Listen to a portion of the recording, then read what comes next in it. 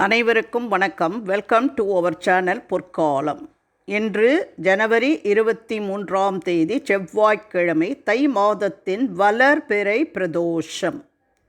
இந்த வளர்பிறை பிரதோஷம் செவ்வாய்க்கிழமையன்று வருவதால் மங்களவார பிரதோஷம் என்றும் ருண ரண விமோசன பிரதோஷம் என்று சிறப்பித்து அழைக்கப்படுகிறது. இந்த பிரதோஷ நாளில் நமது 7 ஜென்ம தோஷங்கள் நீங்க நந்தியம் பெருமானுக்கும் சிவபெருமானுக்கும் செய்ய வேண்டிய அபிஷேகங்கள், அணிவிக்க வேண்டிய மாலை, கூற வேண்டிய மந்திரங்கள், அதனால் கிடைக்கும் பலன்களை பற்றி தான் இந்த பதிவில் பார்க்க போகிறோம். வாங்க நம்ம வீடியோக்குள்ளே போகலாம். செவ்வாய்க்கிழமை பிரதோஷ வழிபாடு உடல் நோய்களை போக்குகின்ற அற்புதமான வழிபாடாகும். சிவாலயங்களில் சிவ வழிபாடு செய்வதால் எல்லா தோஷமும் நீங்கிவிடும். செவ்வாய்க்கிழமையில் வரும் பிரதோஷம் ருண விமோசன பிரதோஷமாக கருதப்படுகிறது. பொதுவாக ஜாதகத்தில் எந்த தோஷம் இருந்தாலும் பிரதோஷத்தில் செவ்வாய் திசை நடப்பவர்கள், செவ்வாயை லக்னாதிபதியாக கொண்டவர்கள், மேஷ விருச்சிக ராசிக்காரர்கள், மிருக சீரிடம் சித்திரை அவிட்ட நட்சத்திரக்காரர்கள் செவ்வாய் அன்று வரும் பிரதோஷத்திற்கு சென்று சிவ தரிசனம் செய்ய வேண்டும். செவ்வாய் தோறும் மனிதனுக்கு வரும் ருணம் மற்றும் ரணத்தை நீக்கக்கூடிய பிரதோஷம் என்பது கூடுதல் சிறப்பு. இதனால் செவ்வாயால் வரும் கெடுபலன் நீங்கும், மேலும் பித்ரு தோஷமும் விலகும்.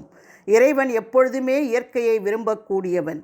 இயற்கையான வில்வ இலை அல்லது பசும் பாலினை அபிஷேகத்திற்கு கொடுப்பதால் சகல நன்மைகளும் கிடைக்கும்.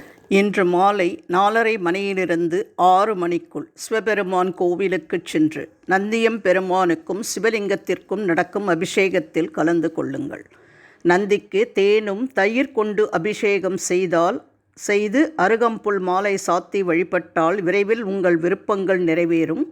அது மட்டுமல்ல, நீங்கள் விரும்பியவர்களே உங்களுக்கு கணவராகவும் மனைவியாகவும் அமைவார்கள். இறைவன் எப்பொழுதுமே இயற்கையை விரும்பக்கூடியவன். சிவலிங்கத்திற்கு பசும்பால் அபிஷேகம் செய்து இயற்கையான வில்வ இலைகளால் அர்ச்சித்து வணங்கினால் சகல நன்மைகளும் கிடைக்கும். இது எல்லாவற்றையும் விட தும்பைப்பூ மாலை அணிவித்து பிரதோஷ தினத்தன்று சிவனை வணங்கினால் சகல தோஷங்களும், அதாவது 7 ஜென்மத்திலும் இருக்கக்கூடிய தோஷங்கள், பிரம்மஹத்தி தோஷம் விலகும் என்று நூல்களில் சொல்லப்பட்டிருக்கிறது. நந்தி தேவரை வணங்கும் பொழுது கூற வேண்டிய மந்திரம்: ஓம் தத்புருஷாய வித்மகே சக்ரதுண்டாய தீமகி தன்னோ நந்தி பிரசோதயாத். ஓம் தத்புருஷாய வித்மகே சக்ரதுண்டாய தீமகி தன்னோ நந்தி பிரசோதயாத். இந்த நந்தீஸ்வரர் காயத்ரி மந்திரத்தை உச்சரித்து நந்தியை வழிபடுவதன் மூலம் குருவருள் கிடைக்கும், மேலும் துன்பங்கள் விலகும், வியாதிகள் நீங்கும், ஆனந்த வாழ்வு அமையும். நந்தி தேவரை வணங்கி வழிபடுவதால் சிவபெருமானின் ஆசியும் நமக்கு கிடைக்கும். பிரதோஷ நேரத்தில் கூற வேண்டிய மந்திரம்: மிருத்யுஞ்சாய ருத்ராய நீலகண்டாய சம்பவே அம்ருதேசாய சர்வாய மகாதேவாய தே நமஹா. மிருத்யுஞ்சாய ருத்ராய நீலகண்டாய சம்பவே அம்ருதேசாய சர்வாய மகாதேவாய தே நமஹா. இப்போ நந்தியையும் சிவபெருமானையும் வணங்கும் பொழுது கூற வேண்டிய மந்திரங்களை 9 முறை அல்லது 11 முறை கூறி வழிபட வேண்டும். நந்தியையும் சிவபெருமானையும் அவரவர்களுக்குரிய மந்திரங்களை கூறி வணங்கி சிவபெருமானுக்கு நடக்கும் தூப தீப ஆராதனைகளை நந்தியம் பெருமானின் 2 கொம்புகளுக்கிடையே கண்டு களித்து சோமசூக்த பிரதட்சணம் செய்து சிவபார்வதியோடு 3 முறை கோவிலை வலம் வந்து ஓரிடத்தில் அமைதியாக அமர்ந்து உங்கள் வேண்டுதல்கள் நிறைவேற பிரார்த்தனை செய்யுங்கள்.